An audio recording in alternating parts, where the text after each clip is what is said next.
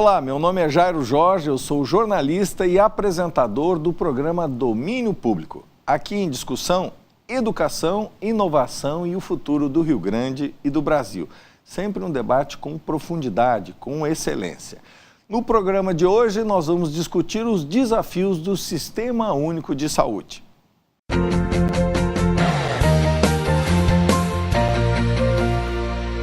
Com a Constituição de 1988, o Sistema Único de Saúde ganhou forma.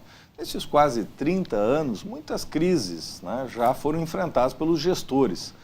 E o SUS tem enfrentado e tem vivido estes momentos. Mas, especialmente neste período, com a redução de recursos, as dificuldades se avolumam. Para falar um pouco sobre o impacto, os desafios do Sistema Único de Saúde, nós convidamos o professor Alcides Silva de Miranda, doutor em saúde coletiva, mestre em saúde pública, especialista em medicina de família e comunidade, professor dos cursos de pós-graduação e graduação em saúde coletiva da Universidade Federal do Rio Grande do Sul. Também é nosso convidado, Diego Espíndola, secretário de saúde de Piratini, biólogo, pós-graduado em gestão ambiental, gestão hospitalar, presidente do Conselho de Secretários Municipais de Saúde do Rio Grande do Sul e também diretor de comunicação do Conselho Nacional dos Secretários Municipais de Saúde. Doutor Alcides, o senhor que é médico, professor, o senhor foi um dos primeiros a participar das equipes de saúde da família, uma experiência que começou no Ceará, em Quixadá, e o senhor foi um dos primeiros integrantes, foi também secretário. Como é que o senhor vê hoje esta crise que o SUS está vivendo? O senhor que participou desta fase inicial, como é que vê nesses quase 30 anos aí, esta crise que o Brasil passa, e especialmente o SUS? Ao longo dos últimos 30 anos, o SUS ele vem se constituindo com muita dificuldade, como foi dito, porque sempre ele foi subfinanciado. Sempre foi uma política pública cuja promessa, cuja aposta era de ter um acesso universal. O Brasil é o único país com mais de 100 milhões de habitantes que tem um sistema de saúde universal, ou uma promessa de um sistema de saúde universal. E os países que têm sistemas universais, eles gastam em torno de 8% do seu produto interno bruto com políticas públicas de saúde. No caso brasileiro, isso nunca passou de 3,7%. Então houve sempre um subfinanciamento ao longo desses 30 anos e muitas dificuldades. Outra dificuldade é que o SUS, em certa medida, ele foi sendo apropriado pelo mercado da doença, pelos mercadores da doença, e foi sendo utilizado de uma forma acessória. Ele nunca foi colocado como uma prioridade de política pública em muitas conjunturas. Mas agora é mais grave a situação, porque pela primeira vez há uma possibilidade de regressão, há uma possibilidade do SUS não ser somente um subsistema acessório ao sistema privado, mas ele se tornar inviável naquilo que ele tem de mais importante. Muitas pessoas acham que o SUS é só assistência médica. E, na verdade, a proposta do SUS ela é muito mais ampla. É uma proposta de lidar com determinantes do processo saúde-doença, com as causas das causas da doença. É uma aposta de se lidar com, num país tão desigual como o nosso, com as populações mais vulneráveis, as populações mais expostas a riscos, a desgastes no trabalho, no ambiente. E além da assistência, que é o que aparece muitas vezes na mídia sobre o SUS, ou a desassistência, que aparece mais sobre o SUS, há também a necessidade de reabilitação. Hoje, 2/3 dos problemas de saúde são condições crônicas, que precisam muito mais de acompanhamento, reabilitação, apoio ao autocuidado do que de tratamento de medicamento com especialistas. E o SUS ele tem essa amplitude, ele tem uma visão ampliada sobre produzir socialmente saúde e não só tratar a doença. Isso está seriamente comprometido por uma visão estreita de governantes. Agora, atualmente, nós temos o Estado brasileiro capturado por uma cleptocracia, quer dizer, uma quadrilha de operadores do mercado da pequena política, que, além do subfinanciamento, não coloca em discussão o mais importante. Quer dizer, de cada R$100 do orçamento federal, R$45 são para pagar juros de dívida pública, a ciranda de juros da dívida pública. E o que se propõe é cortar recursos que já são escassos da política pública de saúde.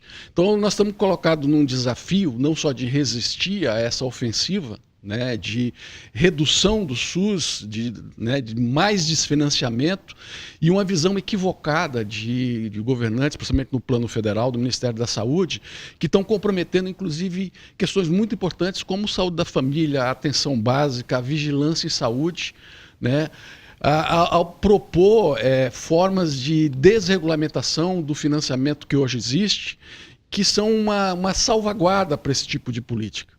Então, o que está acontecendo hoje, infelizmente, de uma forma mais agressiva, né, é a privatização, né, da gestão do SUS, porque é uma visão, né, privada, né, sobre como se conduz uma política pública. Lamentavelmente é a situação, mas não fica sem resposta. Quer dizer, a população brasileira, as gerações que vêm construindo o Sistema Único de Saúde, vêm denunciando isso e vêm buscando alternativas para viabilizar, né, esse projeto que é de grande importância para o país, para a população brasileira.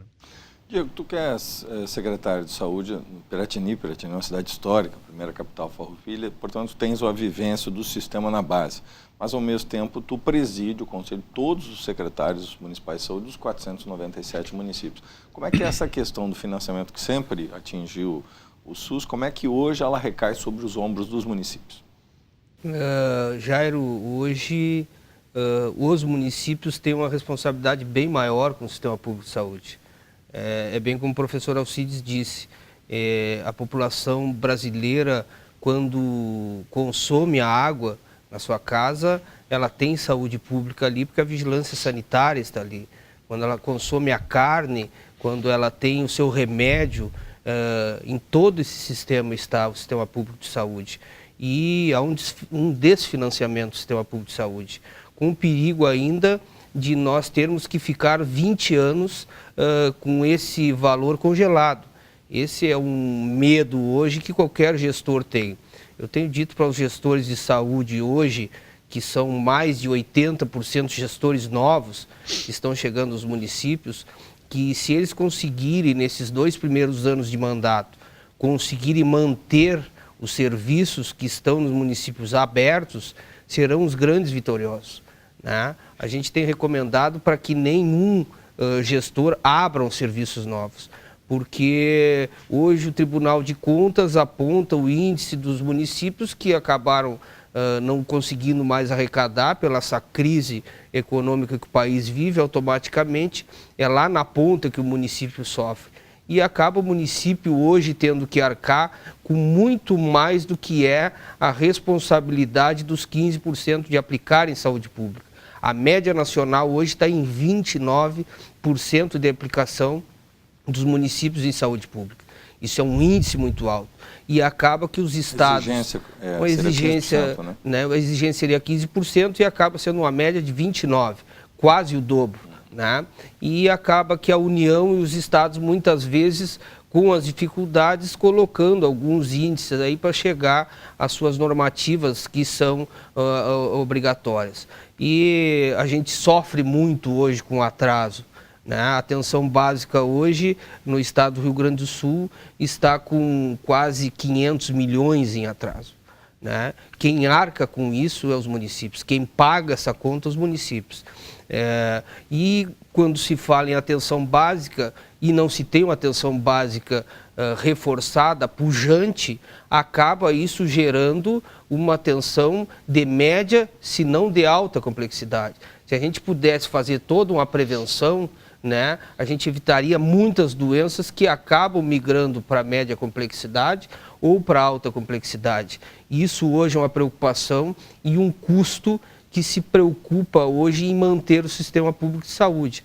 Muitas vezes um tratamento que poderia ser lá na base, ele acaba migrando para a média complexidade e acaba o município tendo que arcar com essa conta, porque o Estado não tem mais condições de arcar. A judicialização também tem desorganizado esse sistema, né? E o município tem arcado com isso. Então, nós do Conselho dos Secretários de Saúde, nós temos tentado organizar essa rede, nós temos discutido muito isso em CIB, CETEC, temos pedido e negociado com o governo do Estado, agora conseguimos, com um grande avanço, negociar com o governo do Estado, que toda a dívida que está atrasada desse governo, que no momento que o governo do estado pagar, que ela seja um recurso livre, porque os municípios e os prefeitos já pagaram a conta. O município e o prefeito já manteve a farmácia aberta, já manteve os médicos da saúde da família pagos, já comprou os medicamentos, já manteve as suas ambulâncias funcionando e não estão recebendo por isso. Então nós precisávamos disso. Nós precisamos também, pelo menos, receber em dia para conseguir manter todo esse sistema organizacional da atenção básica até a alta complexidade. Sem dinheiro não se consegue fazer saúde pública. E com desfinanciamento, pior ainda. Então essa é a preocupação hoje que os gestores, não só daqui do Rio Grande do Sul, mas do Brasil têm. O sistema público de saúde pode entrar em colapso a qualquer momento. Doutor Alcides, o ministro da Saúde, que é engenheiro, disse na semana passada que os médicos têm que parar de fingir de trabalhar, né? Isso gerou muita polêmica, né? Mas o ministro tem se caracterizado por frases, né? Recentemente ele já insinuou também que o SUS deveria reduzir o seu tamanho, questionando a questão da universalidade, que é a base, né, do sistema único, né? Efetivamente é esta característica do SUS. Como é que o senhor vê essas críticas, né? Como é que o senhor recebe? O senhor que é profissional e também, ao mesmo tempo, já viveu na base do sistema de saúde, na implantação das equipes de saúde e família, que são a grande inovação da saúde pública do Brasil. Eu entendo que esse ministro da Saúde ele tem uma função, né? Ele foi colocado ali para privatizar ou para agenciar empresarialmente o SUS, a política pública de saúde. E ele tem operado nessa perspectiva e muitas vezes ele cria polêmicas intencionalmente, porque é uma tentativa, né, de buscar jogar a população contra profissionais de saúde e trabalhadores de saúde, enquanto acoberta, né, propostas como essa de planos de saúde populares, que é uma das propostas que ele vem trabalhando, cortes de recursos, principalmente nessa área da atenção básica, nessa área da vigilância em saúde. Então, ele tem trabalhado na perspectiva, né, de cortar de recurso público, né, de dificultar e de passar a mensagem para a população de que a gestão privada ela funciona melhor do que a gestão pública, portanto é importante agenciar empresarialmente a gestão pública. E a gente tem informações, tem dados que demonstram o contrário. Quer dizer, os planos de saúde no Brasil, as operadoras de plano de saúde no Brasil, além da renúncia fiscal, além de deverem o SUS, inclusive, não pagarem, porque pela legislação, né, a repasse de recursos quando o SUS atende usuários de planos de saúde, elas operam numa lógica de explorar, né, os seus usuários. Isso é o que se propõe. E esse governo e esse ministro, eles têm operado nesse sentido, né? Eles têm tentado acenar, inclusive, para os gestores municipais, na ideia de que vão aumentar a autonomia dos gestores com relação aos repasses federais. Né? Os repasses não vão ser mais nas caixinhas de vigilância, de atenção básica, de média alta, o gestor vai ter uma certa autonomia, mas enquanto isso eles estão cortando os recursos. Nos próximos 20 anos estão restringindo esses recursos.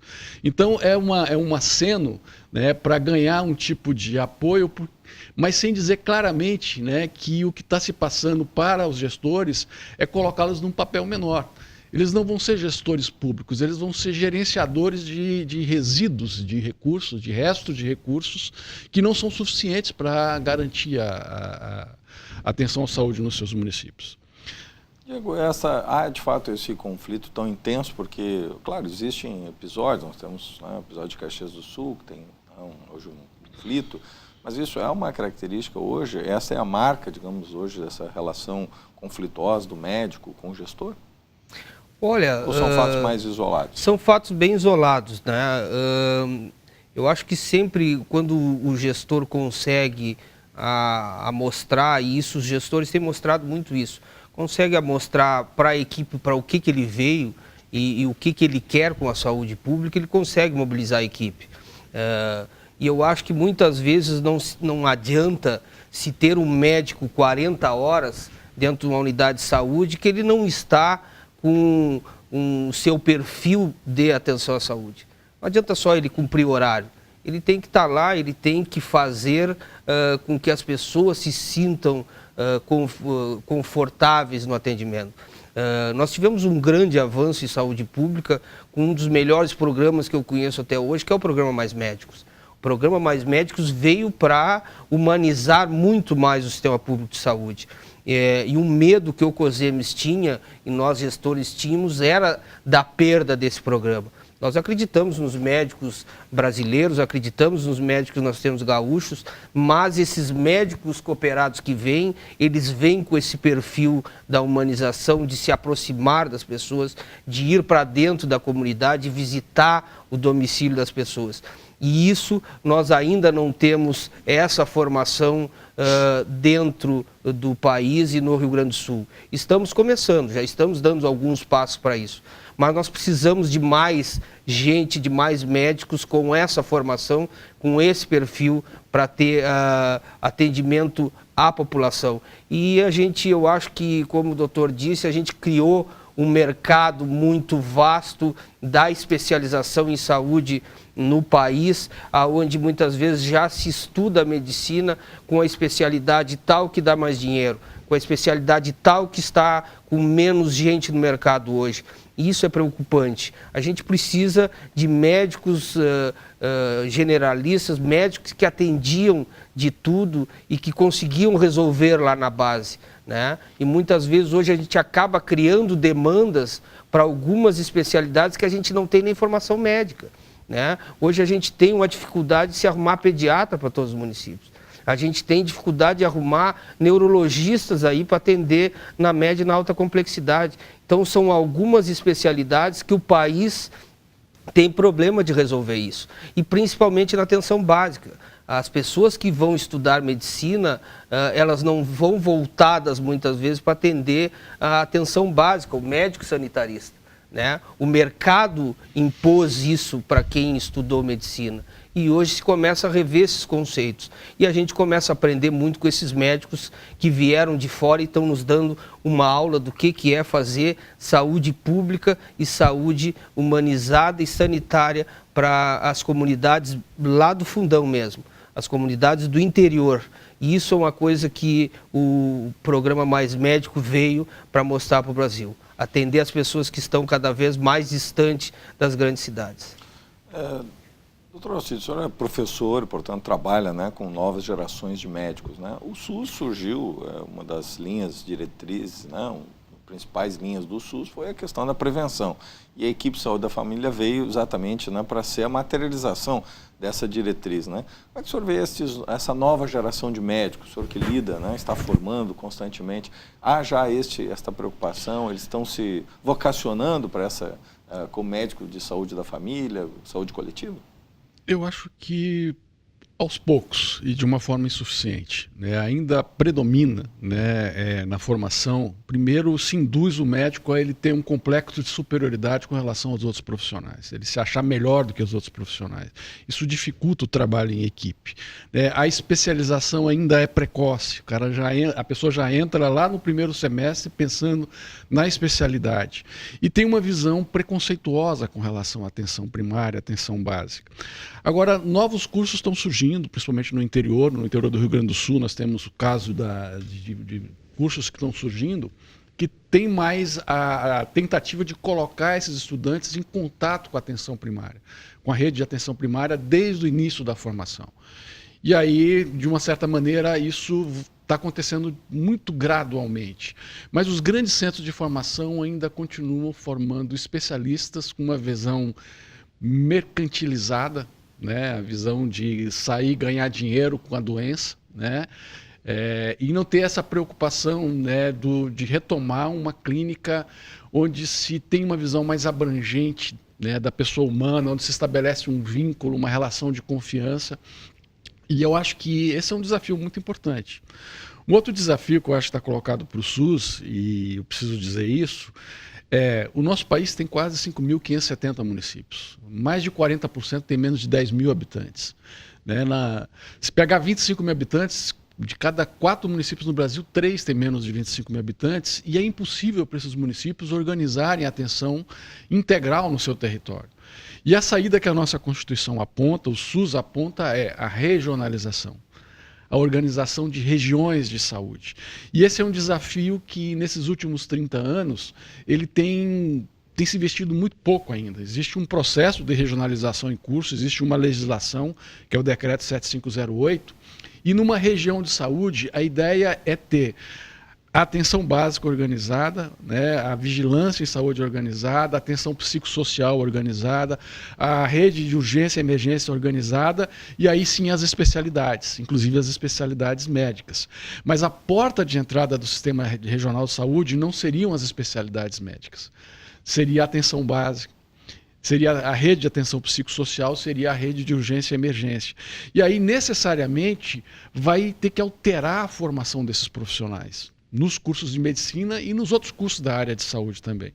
Então, esse desafio de regionalizar, de viabilizar regiões de saúde, implica em investimento, implica em recurso financeiro, isso implica em gestão compartilhada, que os gestores aprenderem, né, e já estão fazendo isso. Acho que talvez essa seja uma grande lição que os gestores municipais têm dado para o país nos últimos 20, 30 anos, são as comissões intergestores, a possibilidade de estar se reunindo gestores, discutindo e compartilhando responsabilidades. Eu acho que a universidade pública brasileira ela tem uma tarefa, né, de entender o que está acontecendo no país, entender que nós não podemos formar médicos especialistas para o mercado da doença, mas nós precisamos ter uma formação nos cursos de medicina que prepare as pessoas para lidar com gente, né, e lidar de uma forma integral e não uma forma fragmentada. Então eu entendo dessa forma e eu acho que tem boas iniciativas, mas infelizmente ainda predomina uma formação que precisa ser modificada. Diego, o professor Alcides falou um pouco sobre regionalização. Não sei que essa é uma bandeira também dos municípios, especialmente também do Conselho. Como está hoje a questão da regionalização? E eu te coloco também um tema que hoje tem pontuado, que é a questão dos hospitais de pequeno porte, né? Há por parte, muitas vezes, da Secretaria da Saúde a ideia de que essa ineficiência, resultado da escala, um pequeno número de leitos, torna, digamos, algo quase descartável os hospitais de pequeno porte. Como é que está esse debate e como é que isso se relaciona com o tema da regionalização? Olha, eu acho que o doutor foi muito feliz. Nós temos debatido muito regionalização. A regionalização da urgência e emergência, a regionalização da saúde mental, principalmente, e agora uma grande pauta que tem dado, que é a regionalização de partos, né? É um tema que está em debate, a gente precisava buscar isso, né? E aí vem os hospitais de pequeno porte.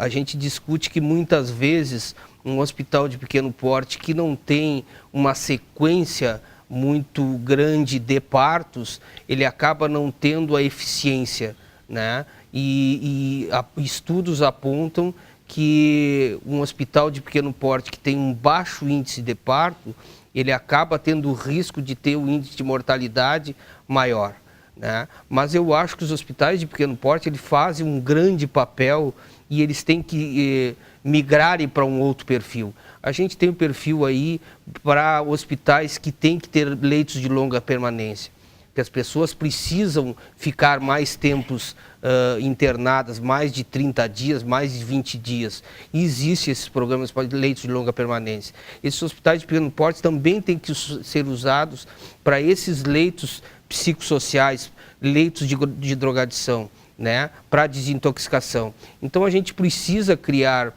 políticas públicas não para fechar esses hospitais, mas sim para criar uma política e usar ele de maneira efetiva e que seja ele eficaz na sua gestão e não que ele tenha prejuízo e que muitas vezes tenha que vir de pires na mão aqui no Estado pedir um pouquinho de recursos para não fechar suas portas.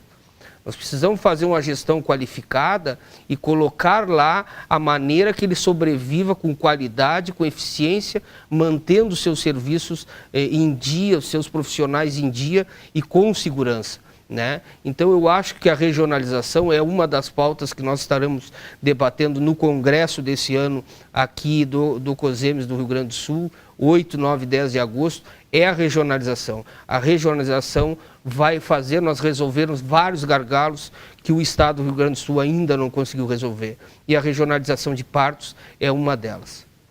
Esse é o caminho, professor Alcides? Passa pela regionalização? Passa. Essa é uma das alternativas estratégicas imprescindíveis para organizar o sistema de saúde. Nós temos exemplos internacionais, né, vários exemplos internacionais, e que a região é o espaço onde se garante isso. Agora, é importante também entender que a regionalização ela não pode ser só focada na saúde, tem que ser uma regionalização de políticas públicas.